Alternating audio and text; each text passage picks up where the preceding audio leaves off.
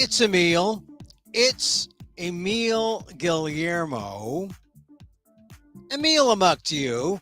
Welcome to my COVID closet. Welcome to my take. Oh, I don't have COVID, but maybe you do. So I'm in my closet. Welcome to my takeout, my Emil Amok's takeout, my takes on all things considerable. The insiders know how inside that joke is. Emil Amok's takeout heard Monday through Friday, 2 p.m. Pacific Live, because that's after all the stuff's come down. Now we could talk about the things like it matters. And, I was a little scared today. I thought maybe there would be no news. I thought, oh, what's on the front cover of the Journal of Capitalism, the Wall Street Journal? The headline picture, Malaysia's ex-leader imprisoned in one MDB fund scandal. Okay, tell us something. Tell us something. In the gutter of the front page, on the right side, headline, natural gas price touches 14-year high. Okay, I guess we should be concerned with that. U.S. futures more than double from last year on a planned Russian closure.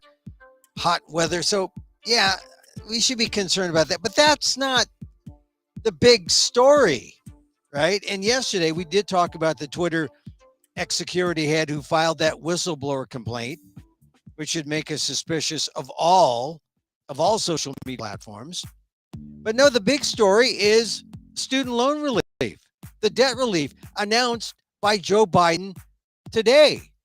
It's a big deal, even though you might say, oh, come on, Emil, it's not that big. It's big enough. If you look at it, it could be up to $20,000 if you're, married filing joint. He had to mention that because some people are married, but also some of the loans out there outstanding are parent loans. Parent student, I believe they count. They're student loans, student loan debt on behalf of the students that they pinned on the parent. This is part of the process, or part of the problem, that at some point in the history of student loans, it went to the Sallie Mae folks, and they came up with a scheme so that they would make these loans available. Not always a good thing. Good if it means, yeah, you're going to go to school, you're going to get a degree. But bad if all it means is you've got this debt that is going to stay with you and hang around your head, hang around your neck like an albatross, which is what happens.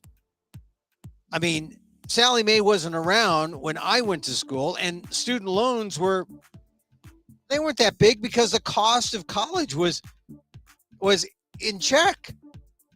Although we didn't think so, but in retrospect, yeah, you can go to some of the best public institutions, UC Berkeley, the Cal State system, UCLA, for a song, relatively cheap, junior college for a song. It's free. And I think ultimately that's where we need to go when we talk about higher ed. We need to talk about not K through 12. We need to talk about K through 16. Free public education, K through 16. The 16th grade, yeah. Not enough to graduate K-12. You got to go K-16. But anyway, so some of the problems that gave us student loan debt, like, why is college so expensive? That's not addressed by anything today. They didn't address how Trump's people, the former education secretary, who was friendly to all her private university types. Oh, the ones who were a little better than Trump University.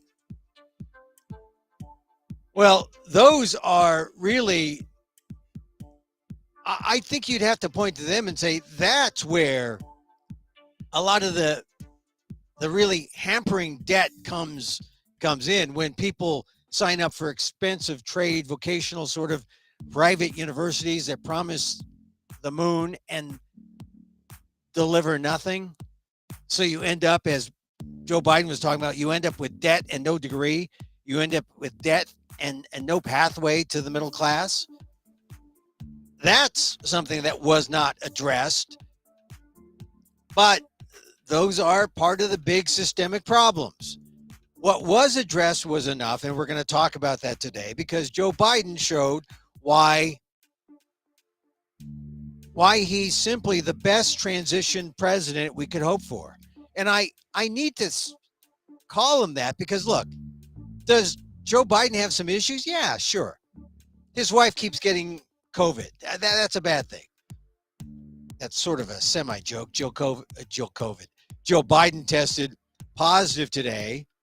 Paxlovid rebound. Biden was negative.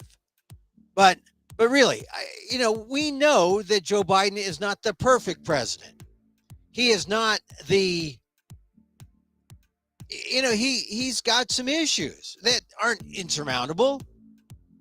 Fact is, he is still an effective president. He's a good president. And he got something done today with student loans. Now, it's not everything that could have been done. I mean, that's sort of clear. I mean, you look to see where the debt is, where the debt in college, student loans are. The Washington Post did a graphic that said that about 13,000 of federal student debt is in loans of 20,000 or less. And that's really the max of the forgiveness in the plan announced today.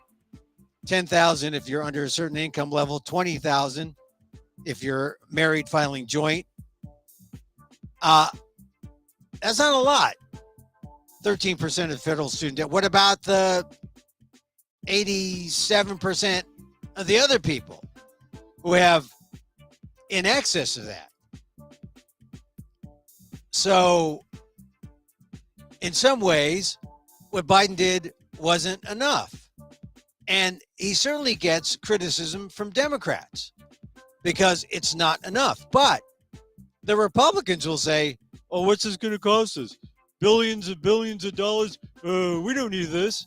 I mean, Republicans are just dead set against a plan like this, which is, if you look at it objectively, is really at $10,000 to $20,000 of forgiveness, quite reasonable. And it's not the whole thing, but it's something. And this is why I call Joe Biden a pretty effective transitional president. He's the guy in the middle after the travesty of Trump. He's trying to bring us back to normalcy. And I think he kind of straddles between too much, too little. I think this was a good first step because they're going to do some other restructuring of payment plans as well as the overall forgiveness, 10,000 to 20,000. But it's interesting how some people just won't cut him a break. The Republicans, dead set against this. But Biden had a good answer. He had a good answer about why he doesn't care what the naysayers say because he knows this is right. We're going to get to his speech in a second because it's important. This is what Biden's about. And look, if you're going to tune out before I get to his speech, here's the thing you got to ask yourself. Could you imagine Donald Trump saying the same kind of speech, delivering the same kind of message today to the people, saying, hey, look, you got 10,000 in loans, we're going to help you out. Or even if you have 30, we're going to help you out on 10. Or maybe up to 20, depending upon, where you qualify on this scale he has based on your income. Can you imagine Donald Trump? Donald Trump, the man who wants to build a border wall, the man who wants to rip mothers from their babies at the border. Can you imagine something, a fraction, with the fraction of the empathy that this Biden plan has? Can you imagine Trump saying anything like that? No.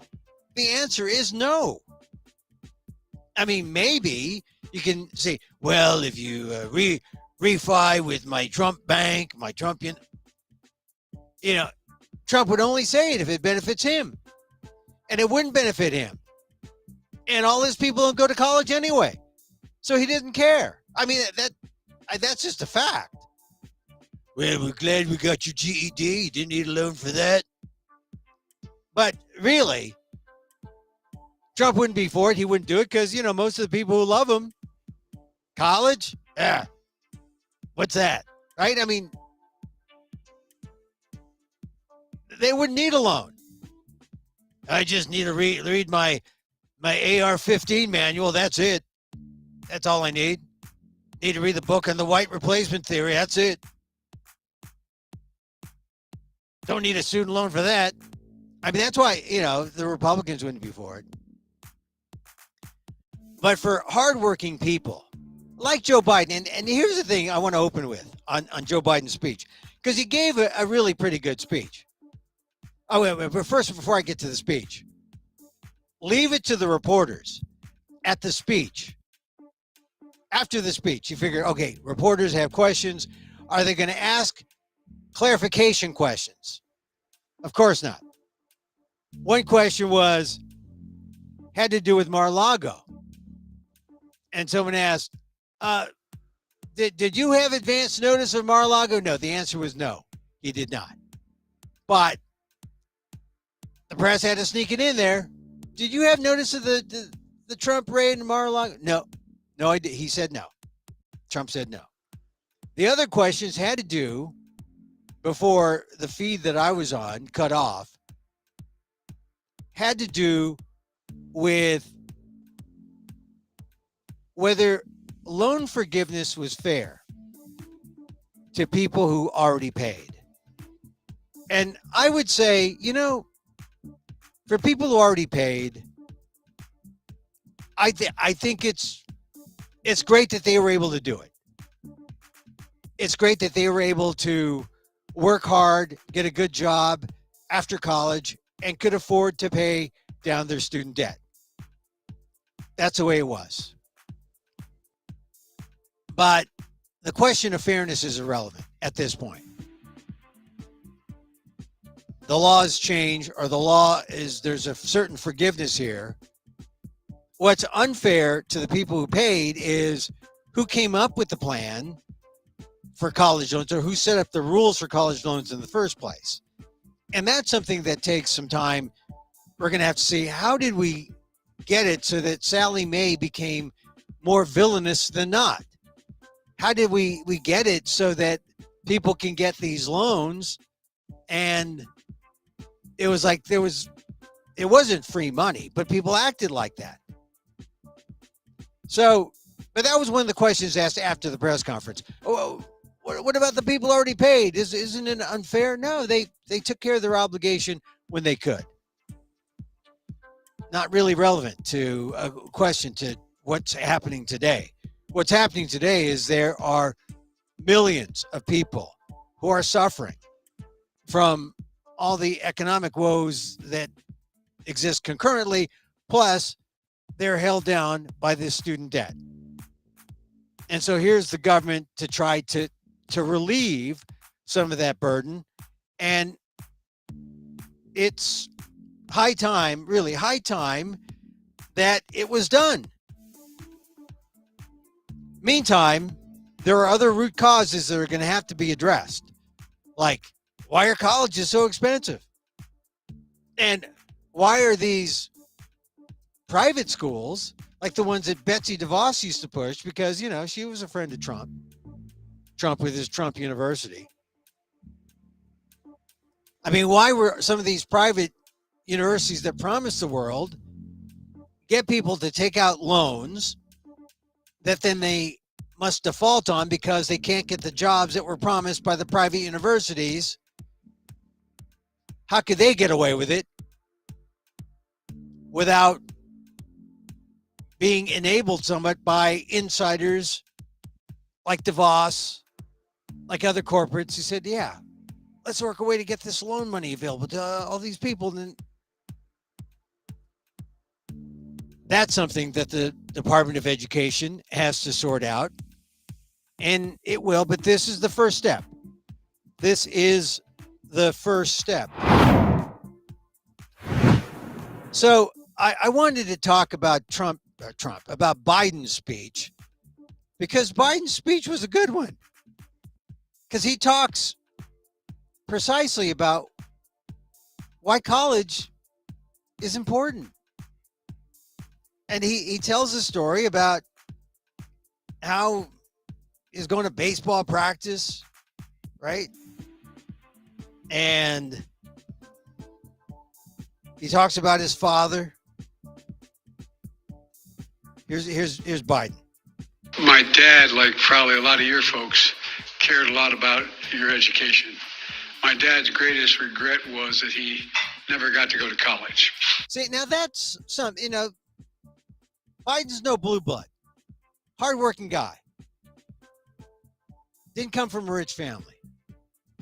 You got to like him on that basis already, right? I mean, we said this during the campaign. Anytime you put him side by side with Trump, Trump is an a-hole and Biden is the b-hole. Biden is just a humble guy who had some advantages later because of his hard work. But, his dad didn't go to college. He talked about that today. And my dad was a very well-read man, particularly history, but it was a great regret. And he always say, Joey, you're going to be a college man. And I say, Dad, but what does that matter? I mean, you can still get fired if you're a college man. He said, yeah, but they can never take it away from you. And think about that. They can never take it away from you. The importance of college. My father, I don't know if he went to college or not. He went through some kind of education program in the Philippines, but he never went to college here. He came from the Philippines in 1920, did not go to college in America. I don't think he had much of an education here in America once he got here. Worked in the restaurants and then suffered from being an American colonial and all the lack of opportunities therein. Wasn't even able to have a family.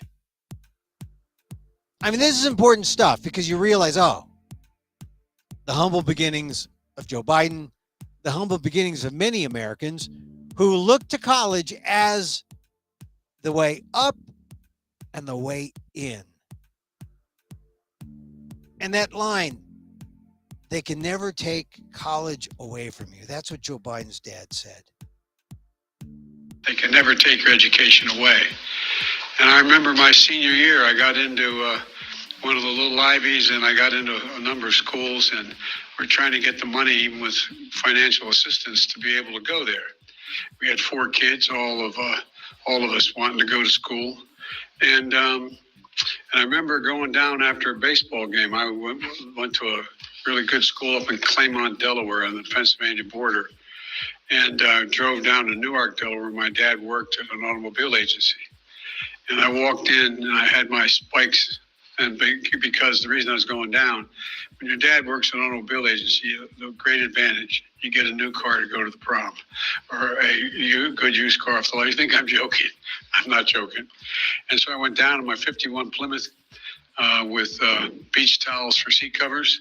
And I had my uniform on, my spikes off. I ran in, and the woman's name was Mary, who ran the place. I said, Mary, where's Dad? She said, he's out in the lane going into the repair shop.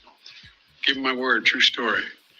And my dad was a well-dressed, refined fella. And I walked out, and my dad was pacing back and forth between the big garage door going into the repair shop and the door going out of the showroom. And he looked up, he said, oh, Joey, honey, I'm so sorry. I'm so sorry. And I thought, God, something happened. This is before cell phones. So something happened to one of my brothers or my sister or my mom or something. I said, what's the matter, Dad? He said, I went to see, the guy's name was Charlie Delcher, who was a vice president of the Farmers Bank, which was a state-owned bank that did a lot of the financing of people wanting to purchase a car. He said, I went to Charlie and asked to borrow the money. He said, he won't lend it to me. He said, I'm so ashamed. I'm so damn ashamed. And that's a story That's a story that the president of the United States says, the leader of the free world. He tells you that he knows your pain. He knows the pain of being told we can't get the money to go to a little Ivy, let alone a big Ivy. We can't get the money for college. So, it's easy to look at someone like Biden and say they're white, they're rich, they have it all. Not at first. Not at first.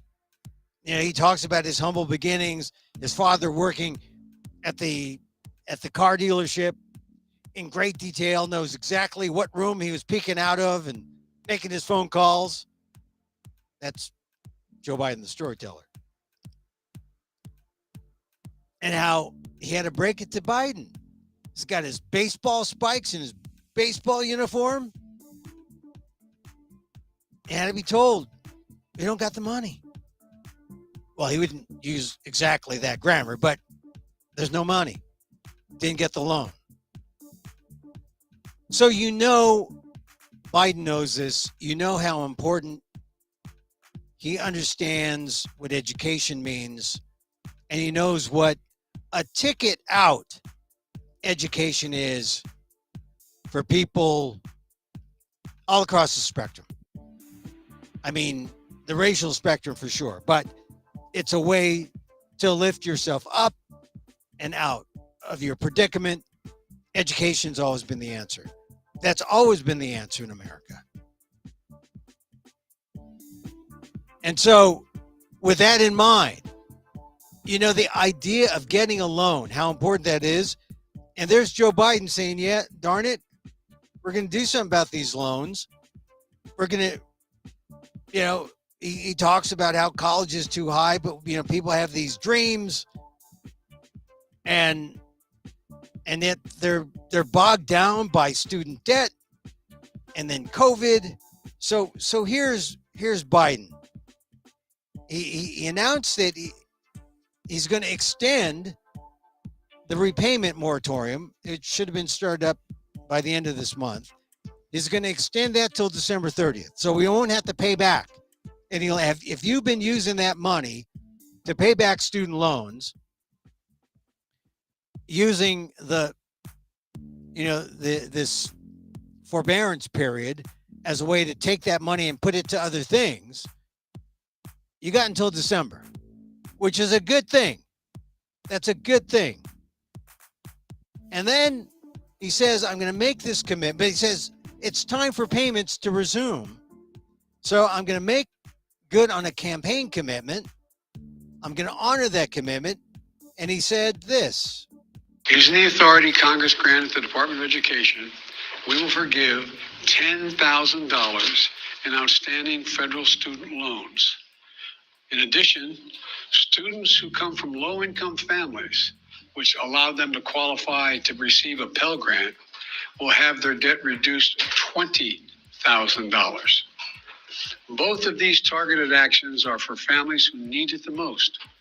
Working and middle-class people hit especially hard during the pandemic, making under $125,000 a year.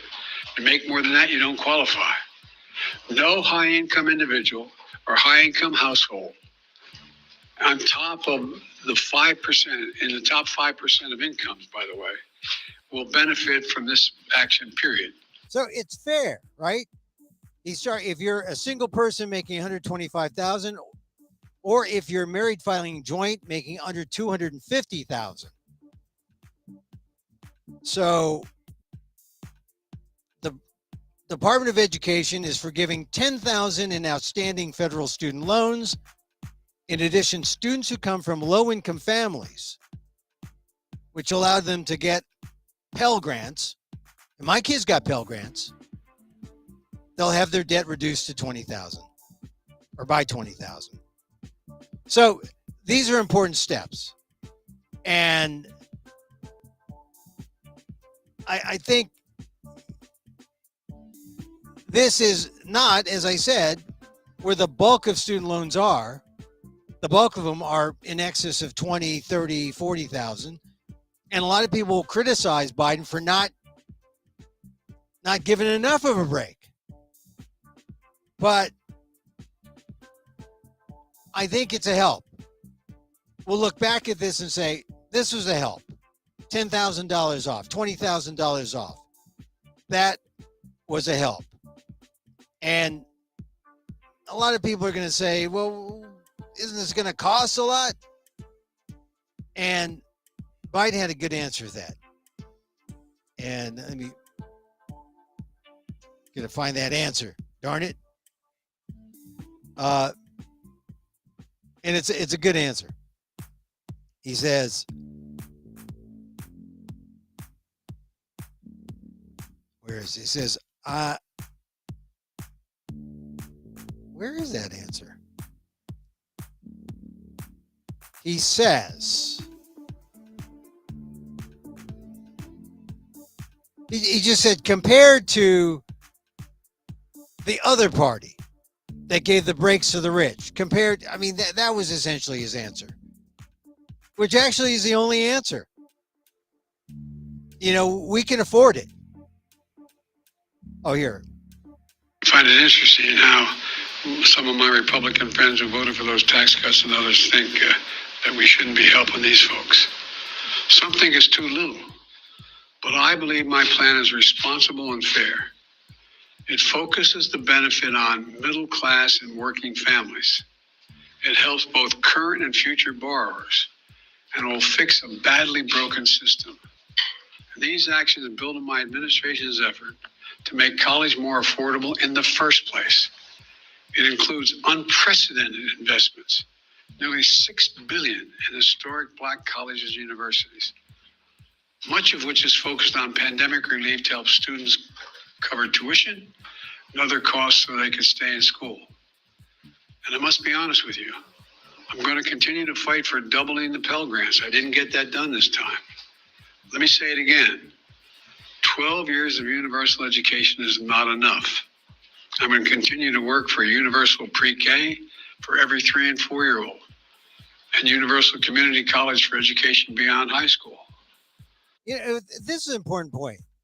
Education is everything. And I believe that we got to be thinking not about universal pre-K and K-12. We got to be thinking universal pre-K, K-12, and then ultimately K through 16. We got to make higher ed a part of the package if America is to be truly competitive. And we got to talk about the JCs, the junior colleges, the JUCOs. We got to talk about the next step up, the state college level. And then we got to figure out what to do with vocational training and what to do with those private colleges that promise that you'll get some kind of degree that'll get you a job, and then they don't. Because, shoot, you would have been better off going to a junior college and reading Beowulf for free. So it's the education that's important in our society. That's the value of what Joe Biden did today. He said, look, it should be attainable. And he's really hinting at it should be free. College should be free. I think that's where we need to go, where there's that free option available. Yeah, if you can afford it, you can go to that private school in Boston or in Palo Alto, that private school that charges $65,000, $70,000 a year. But we're talking about solid foundational college, not necessarily at the highest level, but certainly at a level that people can use to help them lift themselves up in our society. Education, basic, right? It's really a foundation of our democracy.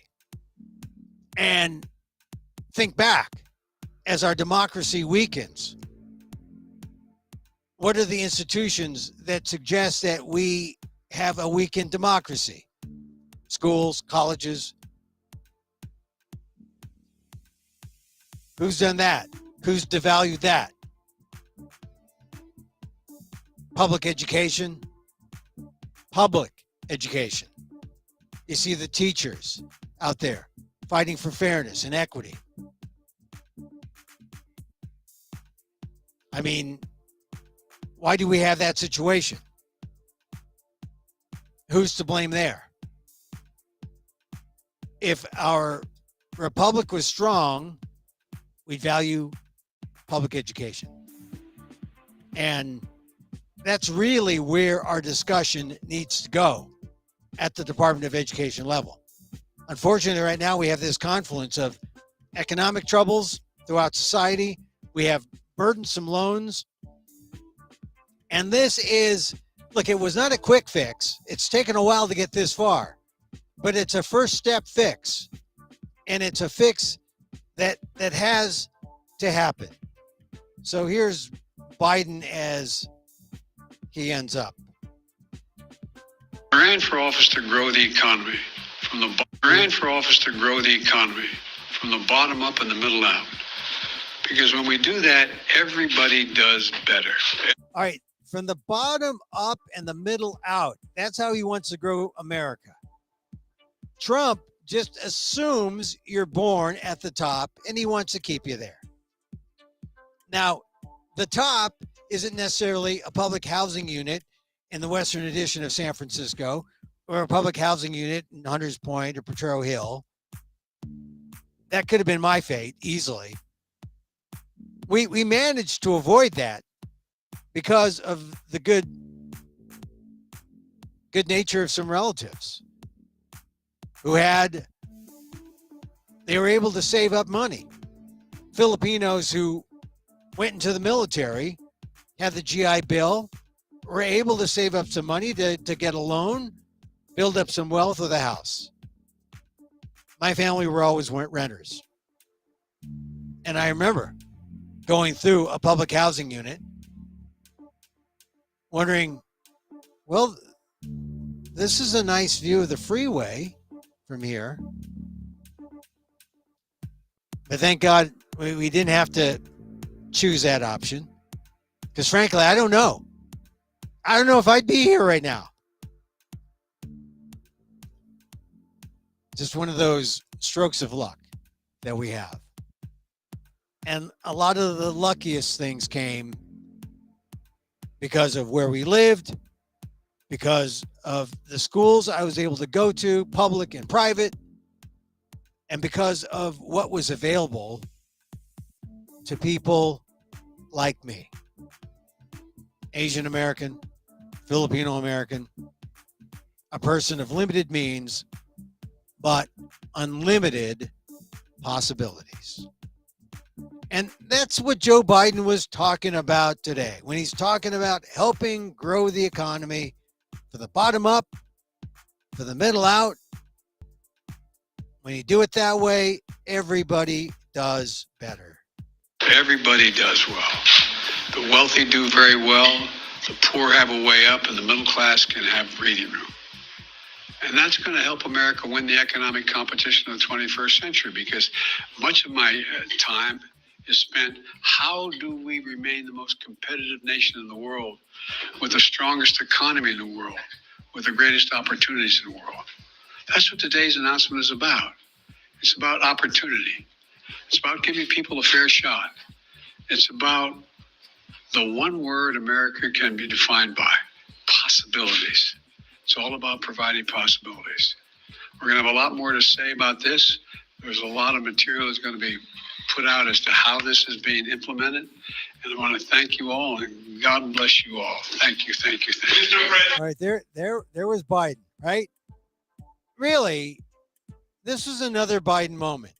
Just add it to the list of things that have come down within the last 2 weeks that say, you know, Biden might stumble on his words every now and then.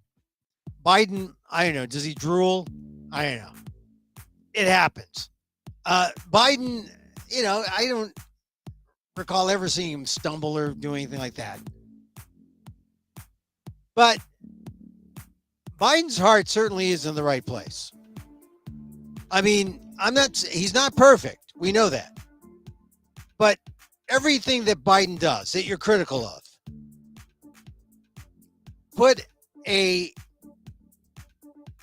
holographic image of Donald Trump next to him in your head and see who is the more humane, who is the most empathetic, who is the most understanding of every single American, so that we all can benefit and not just a small fraction benefits and everyone else gets screwed. Because that's the Donald Trump way, where a small fraction benefit and everyone else gets screwed. Joe Biden, these last few weeks, this is a victory here, this student loan thing. And maybe it's just the beginning of more reforms and more things to come, because there's a lot more to be done. A lot more to be done. Now, of course, at the end, I mentioned this. They had this, the reporters are barking out questions. Here's the question. Mr. President, how much advance notice did you have of the FBI's plan to search Mar-a-Lago? So, how much advance notice did you have of the FBI plan to search Mar-a-Lago? That was a question the loudest reporter was able to get to. And Biden answered it. He didn't dodge it. I didn't have any advance notice. None. Zero. Not one single bit. Thank you. And then that was a good answer. Not one single bit. Very direct. Didn't dodge it. Here's another. Is this unfair to people who paid their student loans or chose not to take out loans? Okay, there. So he didn't. The feed I was getting didn't allow him to answer. But the answer, or the question, suggests: is it unfair to the people who paid off their loans to have some of these forgiven? No, it's not, because here are the rules. I mean, is it unfair to live under one administration where you're treated like crap under the Trump administration, and then now you're back to normal somewhat in a Biden administration? That's just the way it goes. He's the leader now. We'll march to his beat. And it's one that benefits all. But everyone's going to think that. Oh, God. I was stupid. I paid off my student. No, you did well. That's what you're supposed to do. Pay off your student loans. Now, some people say, oh, Emil, come on. Asian Americans, they don't need student loans. Oh, come on. Asian Americans need student. Asian Americans are part of the middle class. There's this stereotype that, oh, well, the Asians are so wealthy, they don't qualify for. No, they get the student loans. They can benefit from this.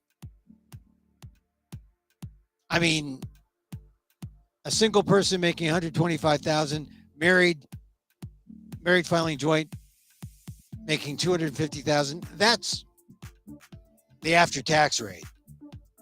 And after taxes, after deductions and whatnot, if your income is at $250,000, you're doing well. You shouldn't benefit. If you're under, well, you're not wealthy. And that is just a state of what middle-class American life in the U.S. is all about these days. To be middle class is a struggle, when for years to be middle class really was the goal.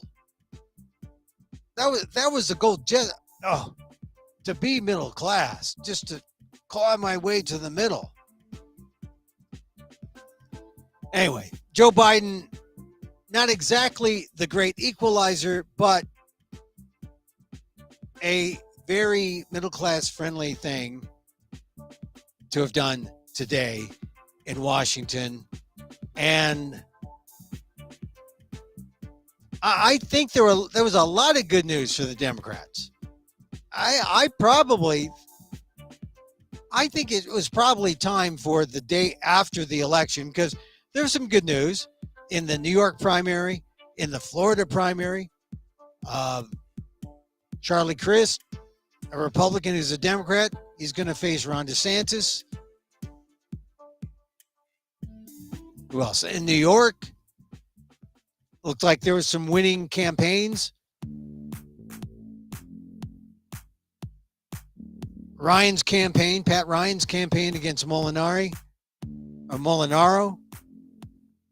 was basically a campaign where abortion was front and center, and abortion as an issue to electrify voters. Pat Ryan eked one out in New York. That might be a takeaway that Democrats have to turn around the impression that the midterms are endangered. So a lot of good news on the election front, the midterm front, and this Biden thing. I think this is a good thing. This is a good thing for the Democrats, a good thing for Biden, and I think you'll see a lot of people just sort of coming to their senses that, Biden, yeah, he's Uncle Joe. But, what happened to the old sense that there was something good in the avuncular, that if you were uncle-like is what it means. If you were avuncular, that was a virtue. I think that's one of the key points about Biden. He knows government. Trump knows how to avoid government. He knows how to destroy government. He knows how to destroy democracy. He should never be in public office again. We know that. We see from his administration. Biden, on the other hand, there's a certain skill on being a political leader, or being in governance, let's put it that way. And if that's your skill, if that's your form of public service, people should be allowed to demonstrate it. I think there's some positive things about Joe Biden. I hope people are starting to feel positive about the Biden presidency now, because he's what we got. He's what we got. Maybe a transition president. Maybe that's it. Maybe he's a transition. But I don't see how the transition should only last one term, unless someone comes straight out of the blue to say, hey, here's the guy or a gal. Is it Kamala Harris? I don't know. I think she's with Biden. Who's going to challenge Biden? Anyone? At this point, I see people biding their time. And then maybe it could be a Harris or a Buttigieg in 2028. 2028. But I think 2024, if Biden keeps up with these kind of wins, he's just paving the way for what appears to be inevitable.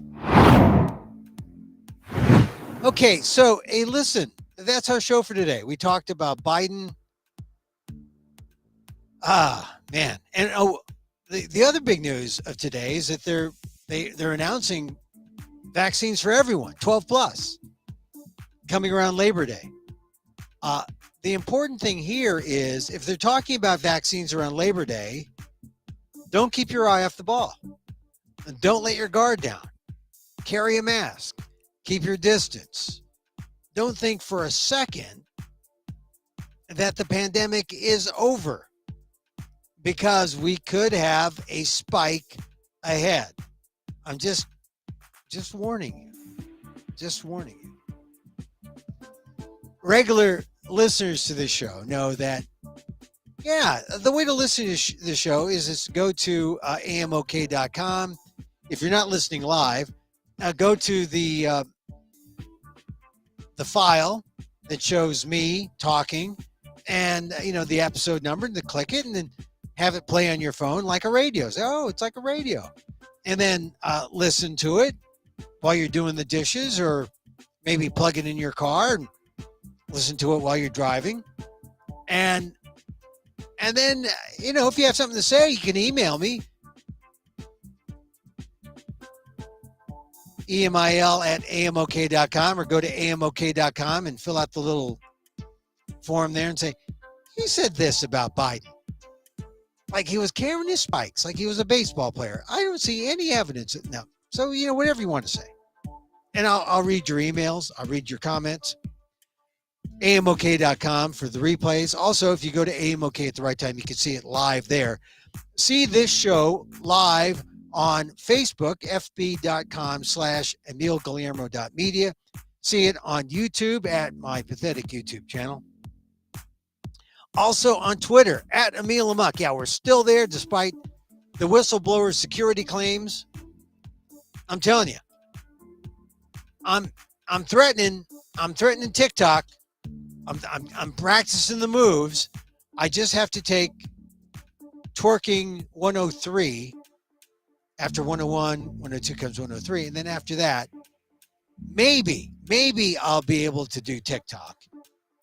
But for now, here we are. Regular listeners know, regular viewers know that at this point, we do our meditation, where we simply sit and do nothing.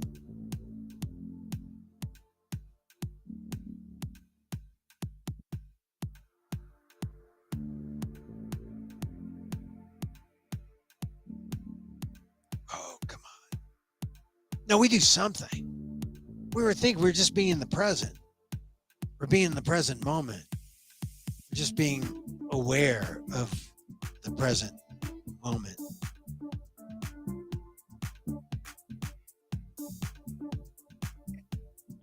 I like to use this time also to just do a little loving kindness. Because through loving kindness, you get back to the self-love that cures your personal ills and helps you get past the shame, helps you get past all those thoughts, helps you stop the thoughts. If you love yourself, you won't believe the thoughts that stop you cold. And it will help you to be kind to yourself and to others. And so, as I wish for me, I wish for you. May you be safe. May you be happy. May you be healthy. And may you live with ease. Emil Guillermo here. Back tomorrow, 2 p.m. Pacific Live. Until then, Mahal Kita.